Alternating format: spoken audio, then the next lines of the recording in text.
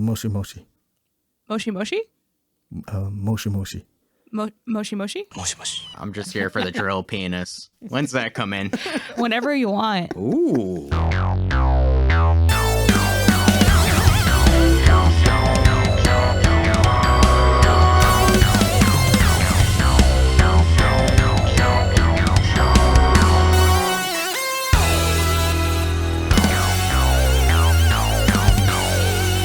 Hey everyone, welcome to Straight Jacket Talk, where it's two guys, a girl, and a horror show. My name is Kevin, and I'm joined by a guy who has a big drill penis. It's Nathan. It spins. Interesting. Yes. Oh my god, I couldn't even get it out.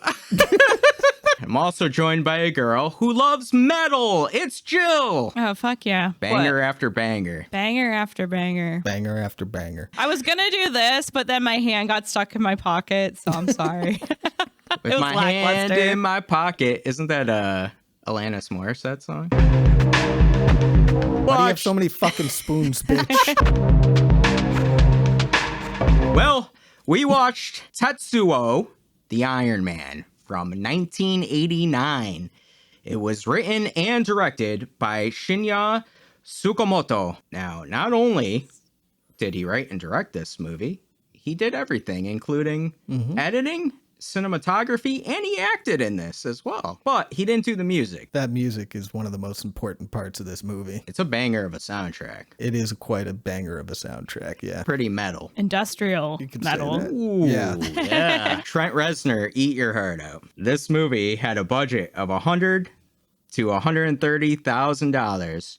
Do you know how much it made at the box office? I'm surprised that you didn't just say you couldn't find that number, to be honest with you. I'm gonna just throw ballpark $1 million. Damn, Nathan. Okay. I'll say 500,000. I don't actually know the number. I just wanted to see what. Are you fucking real? I knew it. I was like, there's no way that number's out there. But I really want to know. I know, Like, I what's do the too. answer? I do too. I was curious what your thoughts were on how much you thought it made at the box office. I mean, my main thought is that it was definitely successful enough to launch Shinya Tsukamoto's film career. That's what he does for a living, is make independent film. What I did read, though, is this was a very popular movie in Japan. It had to have made some money, right? I mean, it couldn't have lost money. There's no way it could have lost money, because otherwise, how this movie was made was such a big old pain in the ass that nobody would have worked with him again if it hadn't made money. Yeah. So, Hey, if you know the number at all, throw it in our comments section, because I am curious to know what this movie made. Currently, on Rotten Tomatoes, Tetsuo, the Iron Man, has an 83% critic score and a 76% audience score. But what did we think about this movie? If you could please hit the like and subscribe. Got a little metal in me. Oh no. Touch it. It might splatter. Ooh, it's splattering everywhere. This is gonna get dirty quick.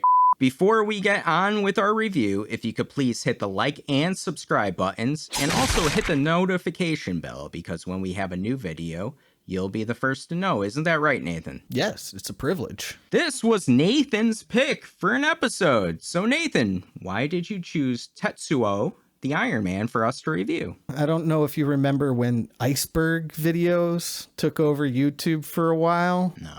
No? Okay. There was these trend of videos called iceberg videos where, like, you would go over a list of things, and at the top of the iceberg was mainstream stuff, and at the bottom of the iceberg was stuff that you'd never heard of or whatever. One of these iceberg videos I saw was disturbing movies. And at the top was stuff like Hostel and Saw. And then at the bottom, it was just like actual fucking snuff videos and barely movies at all. At one point I was watching one of those videos, don't remember who by or anything like that, and they mentioned, and Tetsuo the Iron Man was like down at level number 3, and he was like, oh, it's a Japanese body horror movie, and I was like, I'm gonna remember that. Then about a year ago I saw it on Shudder. I watched it and I loved every second of it, and now I'm a really big Shinya Tsukamoto fan. I've seen like 8 or 9 of his movies. Damn. And yeah. Yeah, I've got a box set of 10 of them, all on Blu-ray. I figured I'm going to choose this one eventually. Might as well torture Kevin with it now. So, What did I do to you? plus, it's kind of a car fucking movie, so, you know. I love some car fucking. How?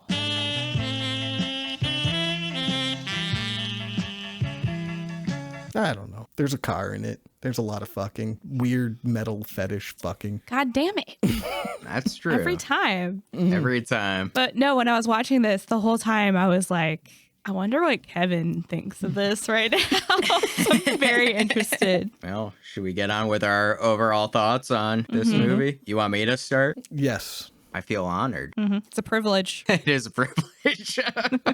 I gotta say, like, I went into this movie thinking it was gonna be something really awful and weird and not be able to sit through, kind of like Eraserhead, because Nathan had built it up a little bit in my head of, this is not going to be good. But for the most part, I enjoyed this movie. I think it's really kind of in that David Lynch atmosphere a little bit, with the soundscape and the imagery. Not a lot of dialogue, very artistic is really what I took away from it. It seems to be like a movie where you kind of make your own interpretations of what's going on throughout. Mm-hmm. I could be wrong unless I missed a storyline throughout. I mean, there's a basic storyline, but as far as the event to event, there's a lot open to interpretation, if you ask me. That's what I was thinking. I look at it kind of like an artistic film. What I really like, though, is I think it's an hour and 7 minutes, right? I think it does a lot in that hour and 7 minutes. To me, if this got to an hour and a half and longer, then it starts dragging too much because there's a lot coming at you.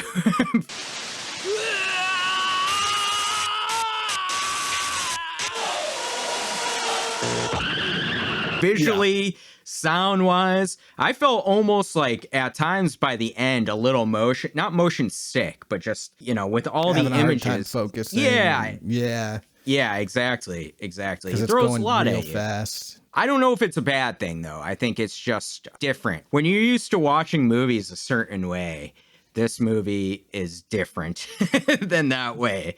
And it takes some getting used to. I don't think it's a bad movie. I think that I actually kind of enjoyed it. It felt a little sexual to me. It felt a little, I hate saying that, but yeah, because I know there's a lot of...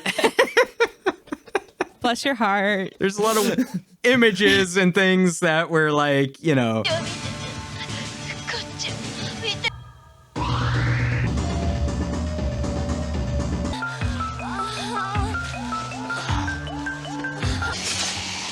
We're talking about a movie where a woman dons like a 10-foot strap-on hose, and you're saying a little. Felt sexy. Jill, what's your overall thoughts? Get us into the woman with the strap on. So first of all, that was my favorite part of this movie. Naturally, I'm going to talk a lot about it, but like you, Kevin, I was trying really hard to grasp like the basic plot, and I thought I was pretty on point until the girlfriend died. And after that, I was like, the fuck? And when I like Googled it later, everything that I thought was real was, I guess, apparently like a vision or something like that, according to the internet. So I was like, well, I was way off. I'm going to stick to my original interpretation of it anyway, because I liked it. Mm-hmm. But thinking about it afterwards, it really changed like the experience of what was actually happening. And like you said, it's only like a little bit over an hour long, but still there's so much information coming at you in a very non-traditional like story. Yep. It does become overwhelming, especially at the end, because shit like kicks up to 100, like 0 to 100 real quick.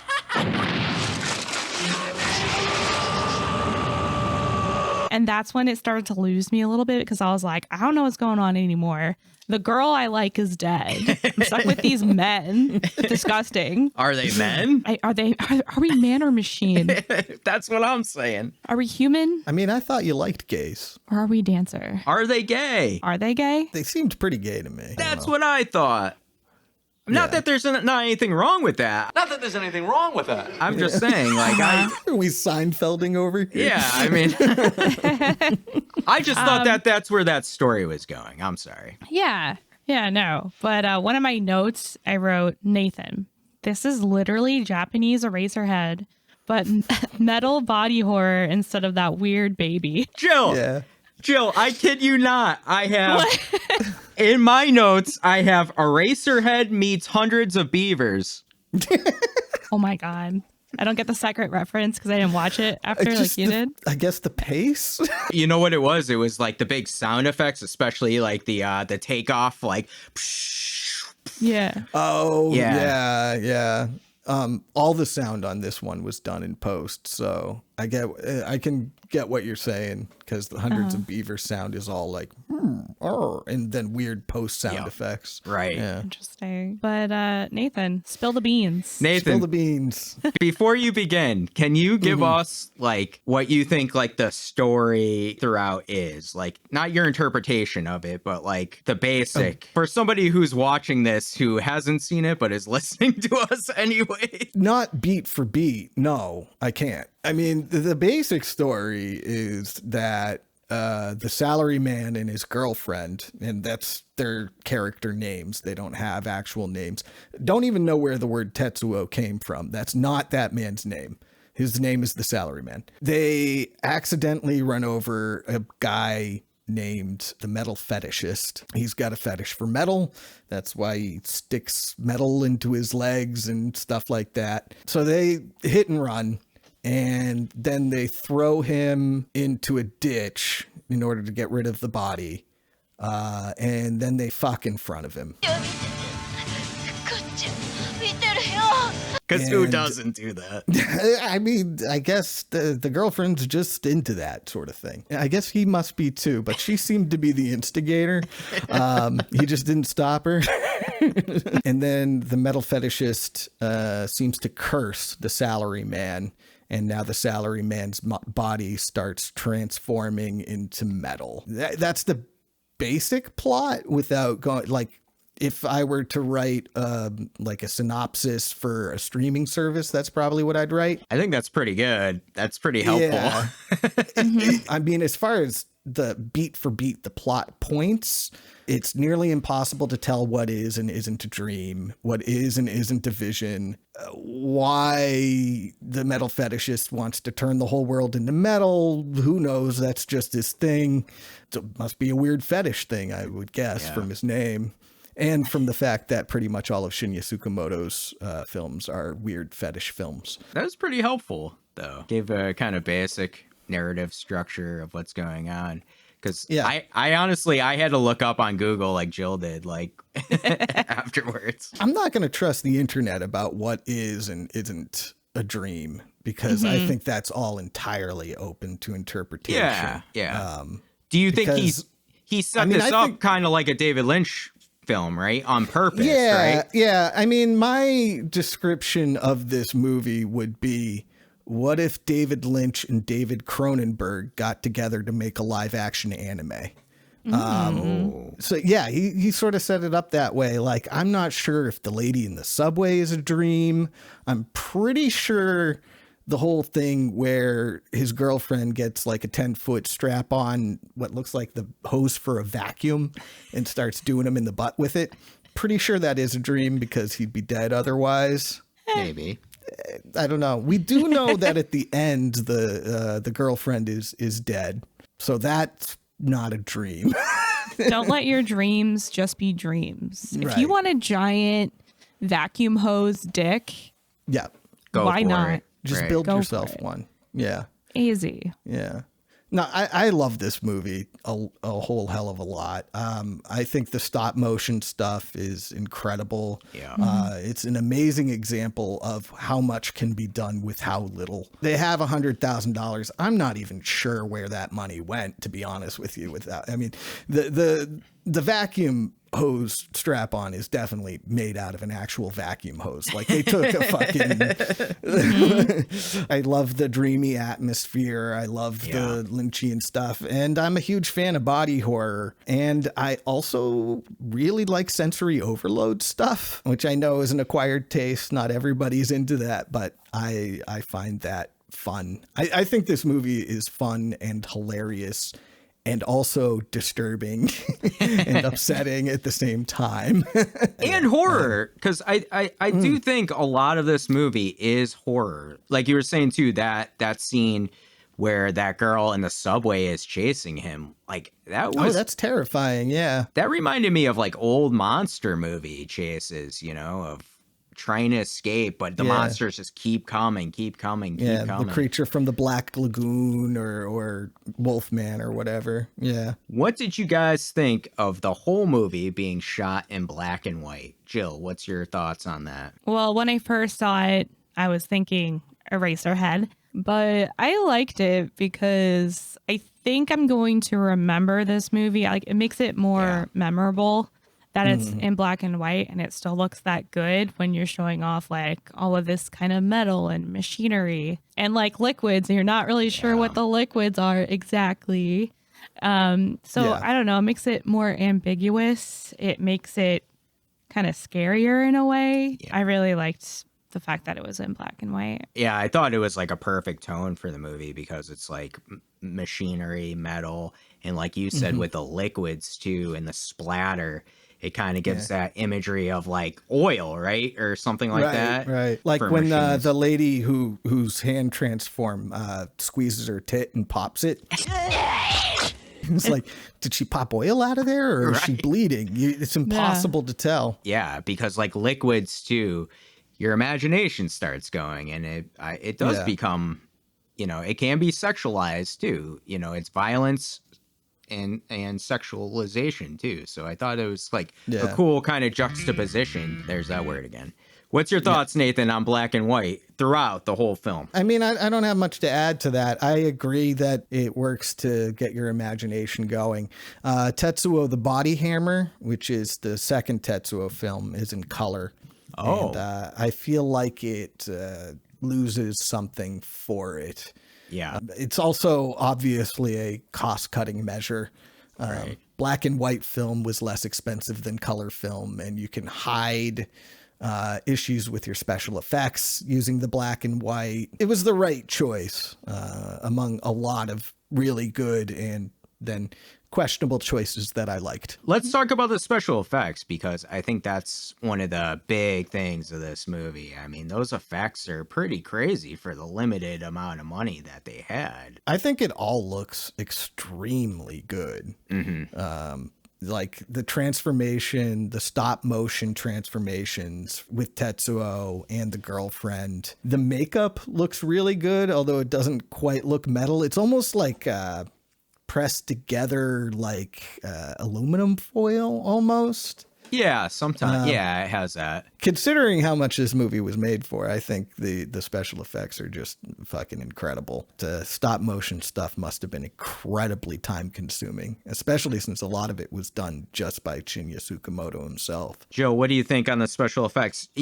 Something they had said earlier too, it's the visions and everything too, I think add in like this dreamlike kind of feature with the movie and the effects too, tying in. I was actually really shocked when I heard what the budget was, because I thought it looked really good, like all the metal parts and everything. It was just very interesting to look at, and it was different every time you looked at it, and it just morphed into something like kind of Colossus, and it was so cool. And to know that he did like a lot of that work hands-on, you know, on such a tight budget is incredible. Well, you don't have to spend money when you're just using your own time. So true. But like, good on him. You talked about like the kind of dream like David Lynchian sort of deal. To me, that was like the romance, I guess, in this movie. And that was one of the threads of the story that I really liked.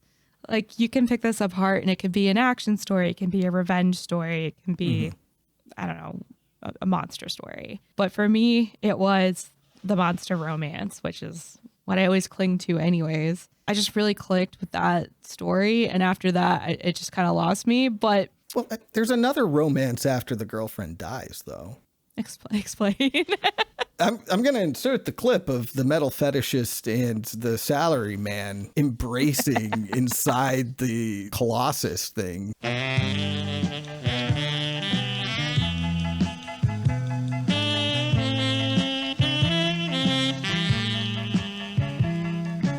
The homunculus. Oh my God. They were barely embracing.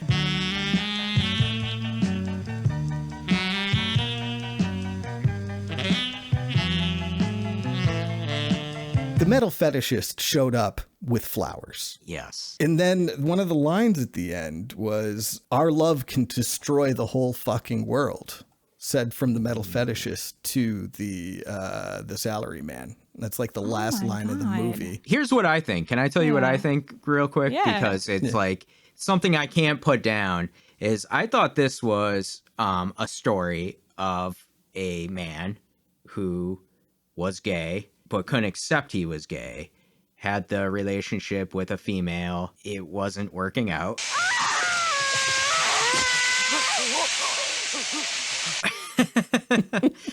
Because he wanted her to peg him. Yeah, he was dreaming of him getting pegged, right? And he was ashamed of himself. He was locking himself in the bathroom. And there's even that scene at the end where they meet the guy called the Tramp, right? And he's like beating him with a metal pole.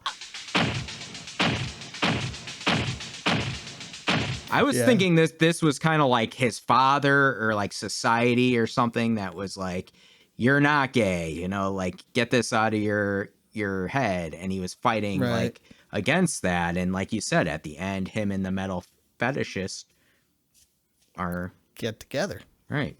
I mean, this is actually a fairly common interpretation of this movie. Really? Yeah. That it's actually works. homoerotic. Okay. That the whole thing is actually a gay awakening for the salary man. Whereas the metal fetishist, he already knows he's gay. There was a scene too, right, where the girlfriend turns into the metal fetishist, right? Like her, it was her corpse.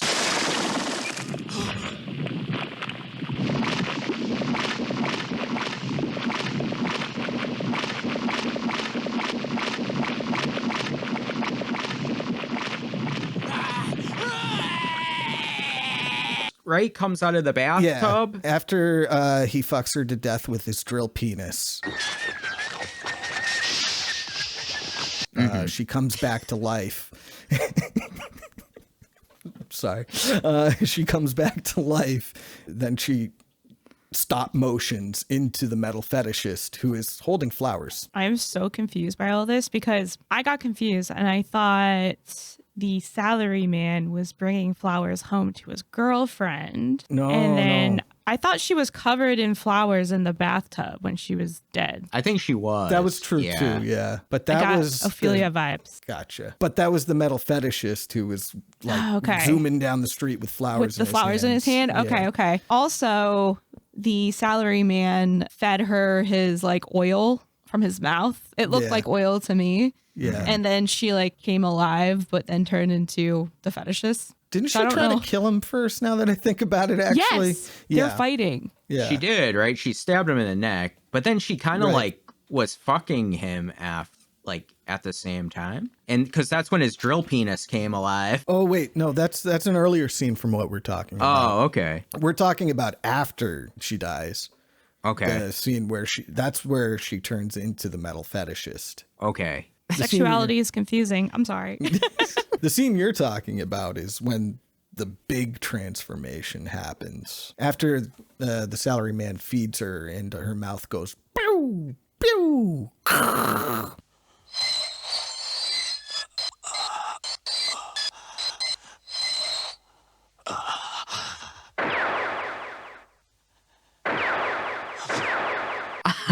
There were a lot of little scenes, like especially where he was like feeding her like the little hot dog thing. It's like, oh, the wiener. yeah. He liked the way that she did that. Like, that's what started it all. Like, they were flirting. That's what got him going. Man. The drill started revving up. Seductress eating that ween. All of a sudden, his drill dick just comes straight up through the table.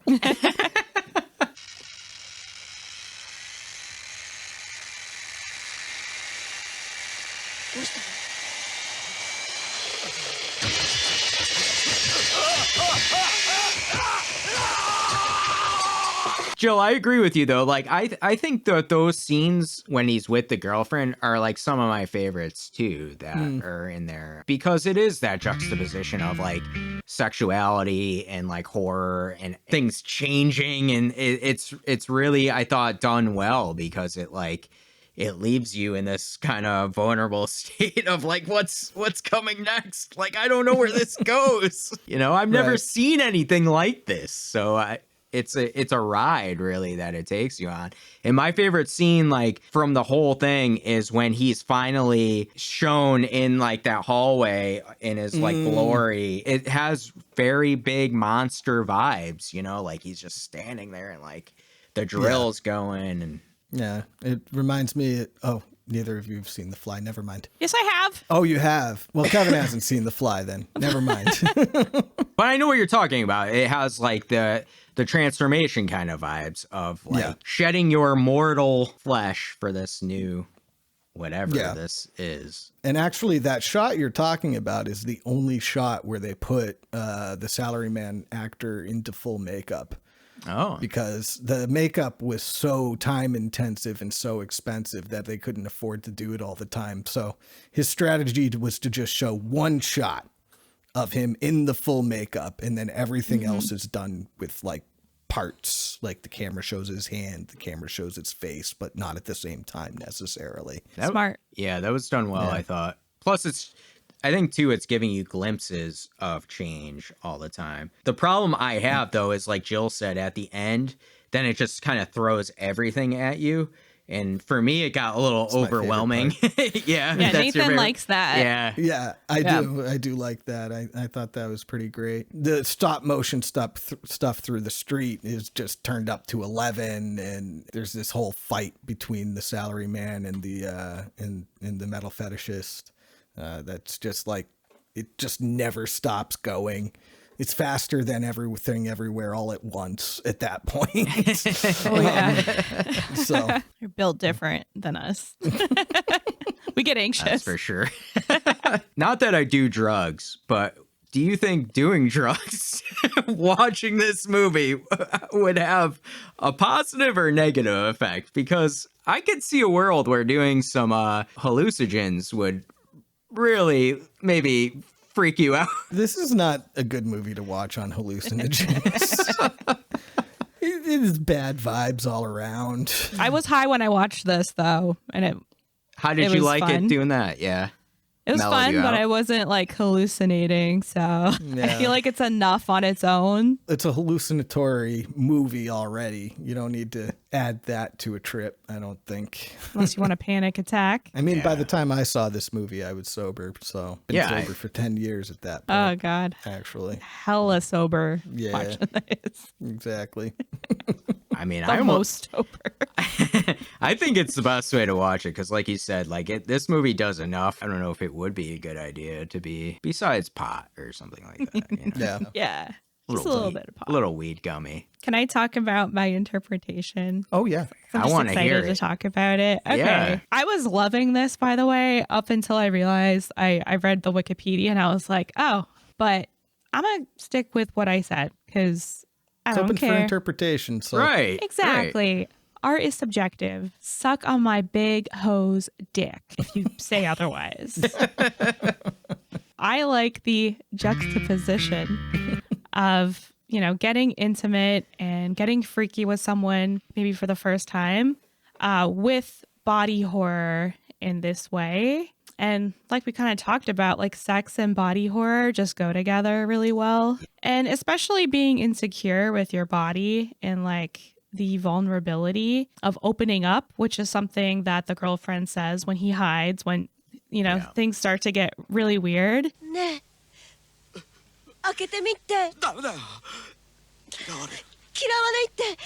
He's like really ashamed, and she's like, just open up, I can handle it. And I don't know, that like really moved me. I think it's a genius line because it has that double entendre, like, let me in, let me see all of you, let me accept all of you and love all of you. And it can be incredibly difficult to do that when you're not comfortable in your skin, which is what's happening here, like body horror. This change he's going through is affecting how much he's willing to let her in. And change in our bodies, like in body horror, especially when something is like imposed on you, like, I don't know, weight gain, puberty, aging, a metal fetishist curse. Exactly. That too.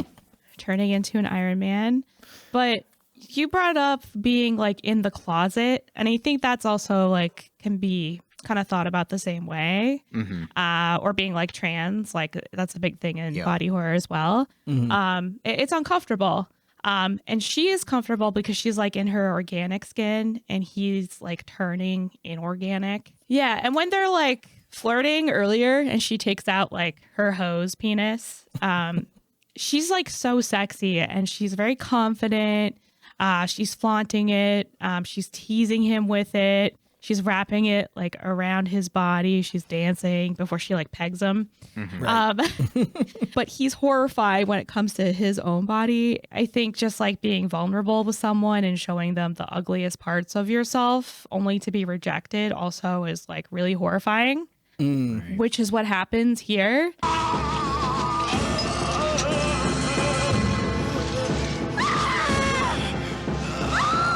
And then ultimately that rejection can make us even like more ugly on the inside. Like he's forcing himself on her, hurting her, all that kind of thing. And That's then when the stabbing starts. The stabbing, you want a taste of my sewage pipe situation. But yeah, that's what I kind of took from that. Yeah, no, that all works. That all works too. And I don't even think that necessarily conflicts with some of that stuff being a dream or a hallucination. Right. Like we said, none of it actually has to be a dream or a hallucination. It's never made clear. It's just what people sort of see a lot of the time when they watch the movie. There isn't even necessarily a deeper meaning to this movie. So, you know what I'm saying?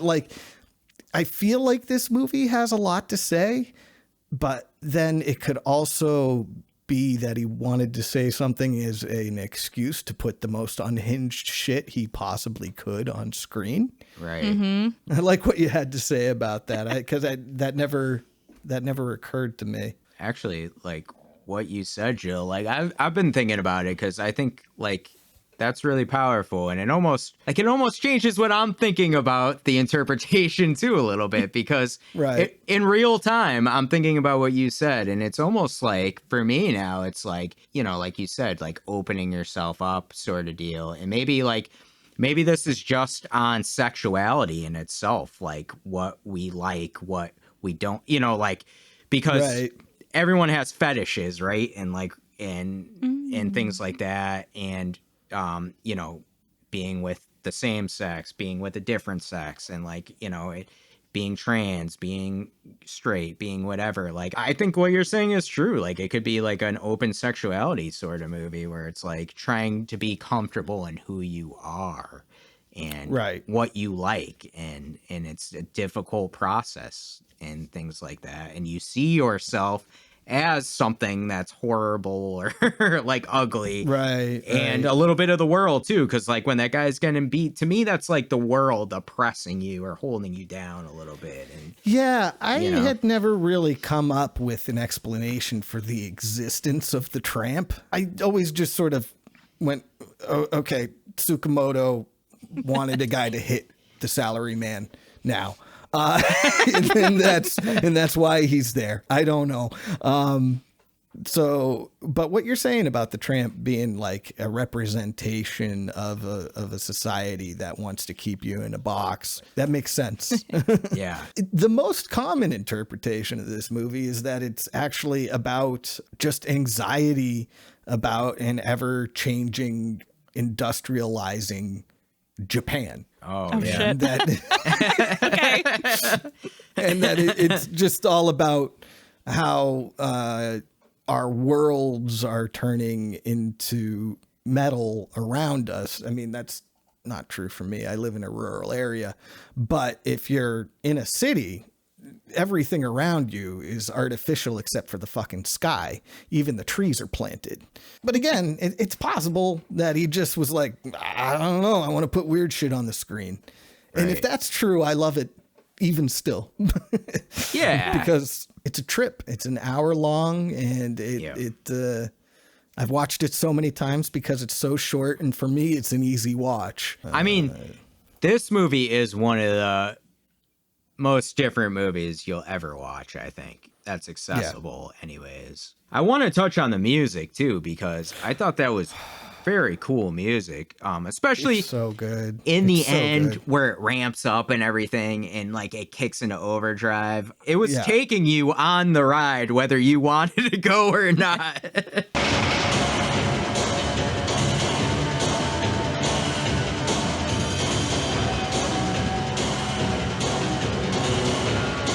Those heavily distorted industrial guitars start coming in. The percussion that just sounds metallic throughout. Sounds metallic, right? Apparently, the musician, I can't remember what his name is now. He was in a fairly popular industrial band in Japan at the time. Had a lot of trouble with this soundtrack because Shinya Tsukamoto didn't give him like any direction other than I want it to all sound like it's made from metal. I wanted all the music to be made from metal. And he had to do a little bit of interpretation of that because he was like, I cannot make music that is just banging on metal. This is not going. How do I make melody out of that? Right. Jill, how about you? You like the music? Yeah. When it first came on, I was like, hell yeah, I dig this. Because I was really big on industrial metal in high school. And every now and then I'll listen to something in that vein. Some Ministry or some Nine Inch Nails. Exactly. That goth shit. Yeah. So yeah, I loved it. I ate that up. Yeah, I thought it was really good. I almost I mean, I love the music. I would like to see like some other music over this too, just to see how like it fits with a different, like throw out Goblin.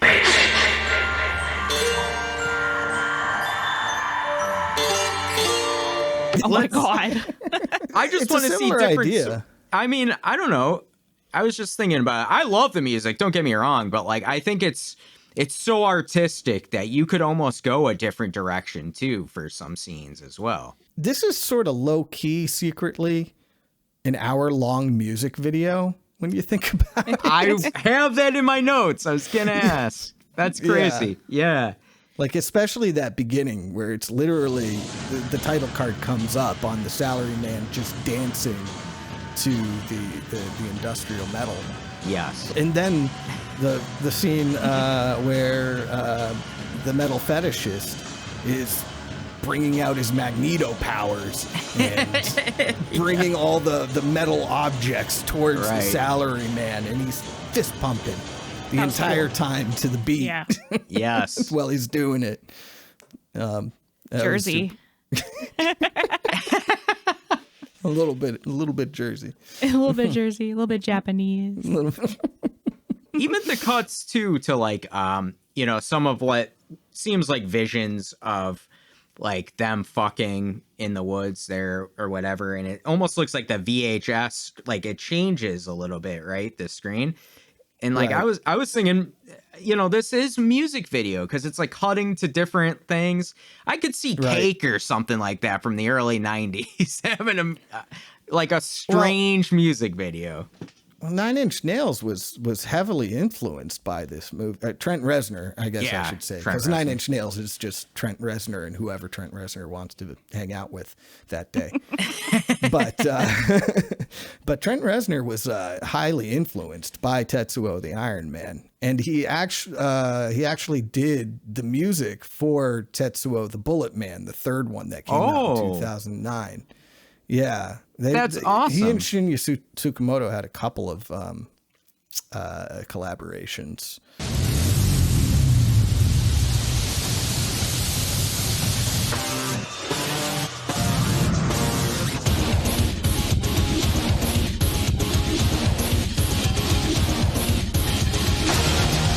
I was gonna say, like, one of my ideas too would be like, you know, to rescore it with something Trent Reznor came up with too. Not that I want to, because again, I love the music, but like just thinking outside of the box and stuff of like what can happen with this, it would be cool. That would be right down his alley, I think. Pretty Hate Machine, I think, came out the same year. Fucking banger. Yeah, that's a great album. That is a great album. Do we have anything else to talk about?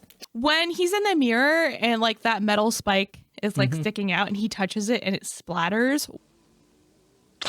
Why does that happen? Because it's a Tsukamoto film. Okay. I was like, is this like a zit? Like, why? I think the idea is that like his transformation is beginning. I guess you could call this an allegory for puberty as well, actually, now that I think That's about what I'm saying. That's what I'm saying. Body horror. Yeah. I got But I think the idea is that it's supposed to be like a metal zit. Yeah. Sure. It was violent, dude. It was gross. Yeah.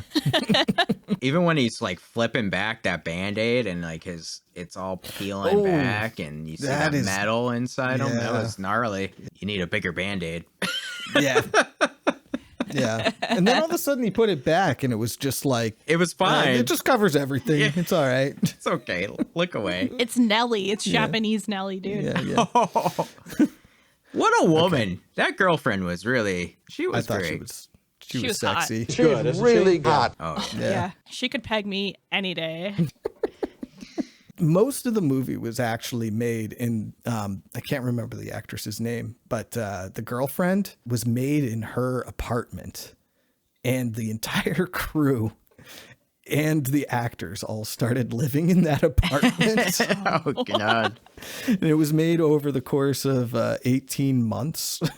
It was just like the worst experience ever for all. Like, apparently the story is that like, every day they'd show up and another person had quit. And by the end of it, it was just the salary man, Shinya Tsukamoto, and the girlfriend. And they were like doing all the lighting and all that. At that point, the crew had just fucking left. Damn. Yeah. His father was really not into him making this movie. Yeah, I can think about that. So his dad kicked him out of the house. When he refused to stop making the movie. And what he said to him was, there are two types of human beings, those who are successful and those who fail. You are a failure and you should not make this film. Whoa. Yeah. Fuck. Yeah. Well, not really. So. Yeah. So really the interpretation of this movie is a big fuck you to his dad. Yeah, I do think there is an element of fuck you to his dad in there. Because they never got along, apparently. Before he started doing this film, he was he made commercials for a living, which is obviously a much more stable way of making film. And his dad got mad because he quit that. And I gotcha. There's also an element of him being sort of suppressed by the salaryman lifestyle. Which is why his main character, who is so put upon, is the salary man.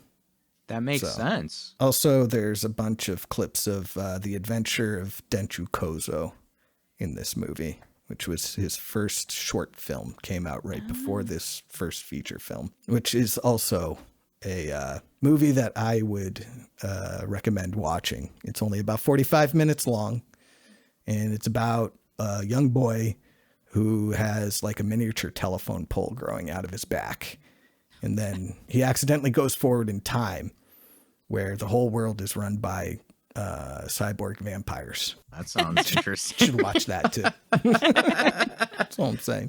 We're in. That's the companion piece. Again, it's only 45 minutes long, and I think it's still on YouTube, to be honest with you. It's time for quote or kill. We're going to give you our favorite quote in the movie or our favorite kill in the movie or both. For me, I just got to kill, and it's the drill penis. I love that scene.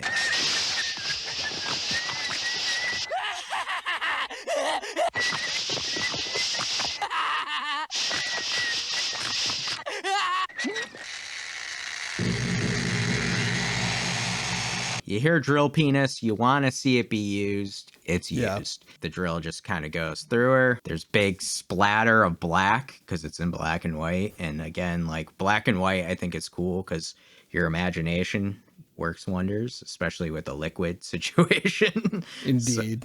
Oh, yeah. There's like a squirting moment in there. Yeah. Okay.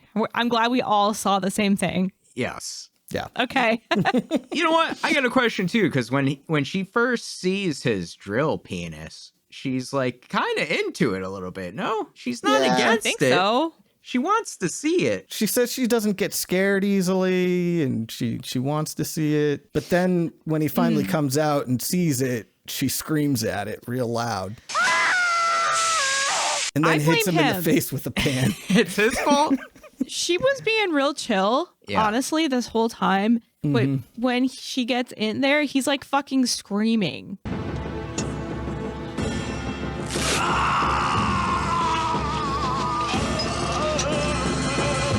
Of course she's gonna scream if you're screaming and your face is like 3/4 metal. You fucking idiot. So it's your own fault. You gotta be a little She gentler. would have been down. Gentler with the...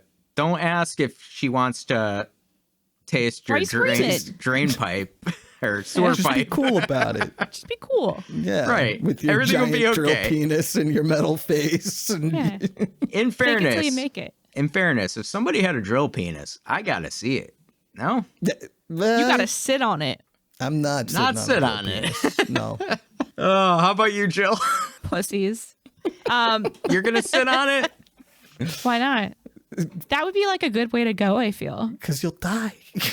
It would Why not? It would be badass though. Like I want to go out a badass way. That would be quite the way. I want to go out in my sleep. I feel like know I'm what? the normal one here. Also, that would be nice. I kind of spoiled this. My favorite quote was, "You want a taste of my sewage pipe?"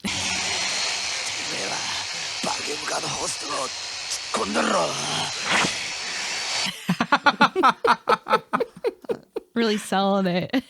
What about you, Nathan? Man, it's tough because there's not a lot of kills and there's barely any dialogue. I guess my favorite quote is, "We can mutate the world into metal. We can rust the world into the dust of the universe."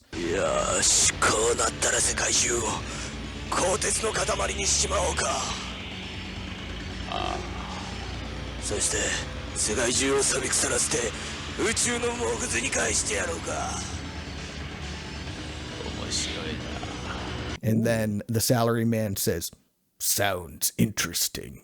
Yeah. And then "Our love can destroy the whole fucking world" is a pretty great line to go out on.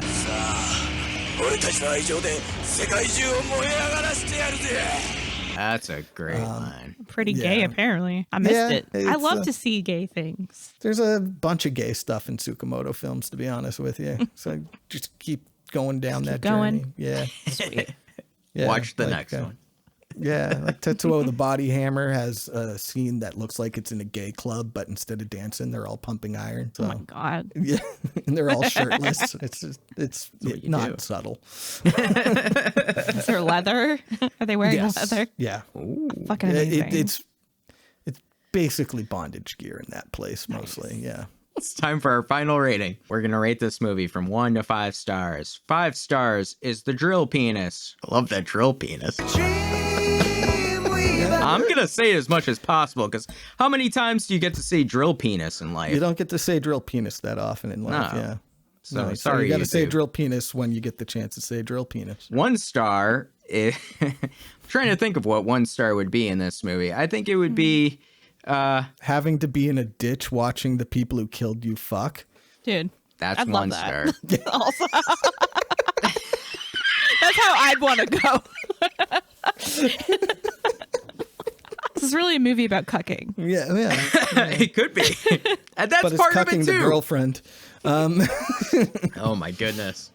For me, I'm giving Tetsuo the Iron Man 3 stars.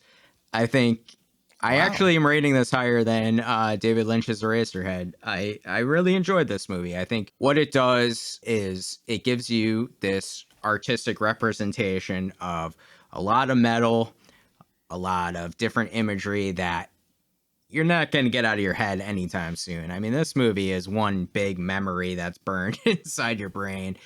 It has a drill penis. It has some cool kind of sexual imagery. It has great music. I think what this movie does really good is it is kind of like a longer music video, and I really enjoyed a lot of the atmosphere that it had too, of just the tones and everything throughout. It's not heavy on dialogue, but it doesn't need to be. I think a lot of the imagery kind of fills in on what's going on.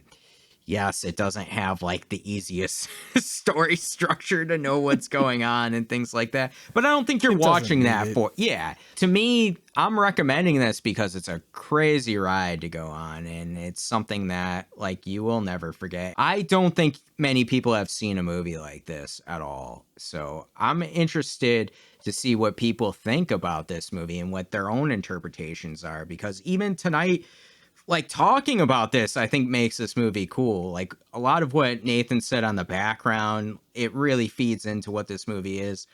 A lot of what Jill said too is, I think, awesome and really changed my own interpretation live as we were talking about what I thought about this movie. So I think that's really, really cool. If you can have a discourse on this movie, I think that's awesome. And it is horror. There are horror scenes. There's like graphic body horror. If you like body horror, you got to check this movie out. Is this a movie I'm going to watch all the time? Probably not. And that's why it's a little bit lower in my... I do. You know, my biggest negatives are just the ending, where it kind of gets a little like too much imagery and everything coming at me all at once. And it did overload me quite a bit. Like I said, at an hour, it's perfect. Like, I think if it went over that, it would definitely be too much. So, 3 stars. Nathan, how about you? I have made no secret about how much I love this movie. I think I've explained most of why I love this movie, and I'm giving it 4.5 stars. Like I said, I can watch this movie pretty much anytime. Just, it's short.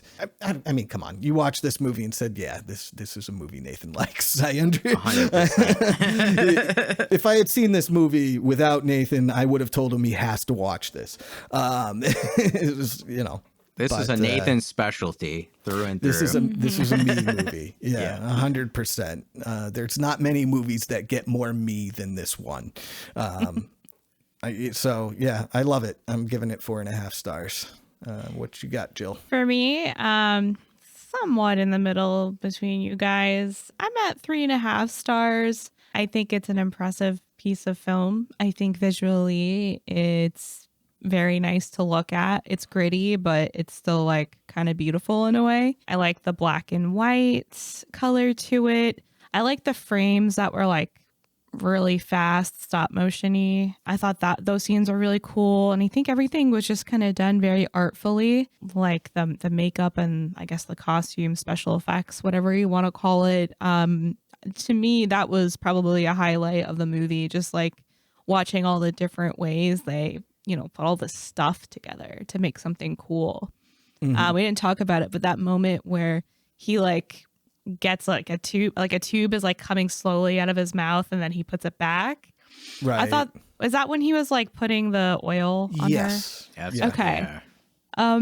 That was just so cool. And of course I love the girl. I love the scene with like the vacuum thing going on. My only issue is that it gets to be a lot at the end, and I'm just very anxious person. So I was like, oh God, I need this to end. So I need this to end now. Like, this is stressing me out. And it was kind of hard for me to follow that plot at that point. And I was just like, bring back the women. But yeah, it's very memorable. I think everybody should watch it if it's kind of your jam. If body horror is your jam, then this is a must watch. It's funny. I saved Jill purposely at the end because I knew Nathan was gonna, really like this movie, obviously, and I'm kind of like always on the other side of Nathan a little bit, and Jill seems to fit right in the middle. Yeah, I kind of like both of your tastes and stuff. Yeah, right. You balance us out, I think. Yeah. Which is cool, and that's why I wanted to get your take because I had no idea where you were gonna land on this movie. I didn't think you were going to land so high, Kevin, to be honest with you. Yeah, I was like, oh, shit, this is a 1.5 on Kevin's scale, isn't it? No, I mean, like I said, because the other, like, kind of out there one you recommended of David Lynch's Eraserhead, I liked that, too. I thought it was a movie that people should watch and things like that. But, I think compared to this one. Not to your taste. Yeah, it's different. And I think this one almost forces your engagement a little bit. Yeah. Because it's throwing so much at you and the images it's throwing at you and everything. So when I first saw it and he's like injecting the metal right away in the cold open, like, I'm like, okay, I'm in. Like it just hooked you right away. And like, it really doesn't let up. Yes, there's moments where it kind of slows down a little bit, but it really doesn't let up. Eraserhead's a much slower movie. Yes. By a lot. Yes. This one just goes from frame one. Yes. Like a lot of Tsukamoto films, honestly. Right. Yeah. And I think that's cool. Like, I think it's forcing you to really hop on board. And if you're not on board, like, get off. You got to hop off. Like, within 10 minutes, you got to be off the train or it's going to crash on you. Yeah. 100%. Well, that does it for our review on Tetsuo, the Iron Man. We'll be back soon with another review, and we're going to be doing one just in time for Valentine's Day. My Bloody Valentine, the newer one from 2009.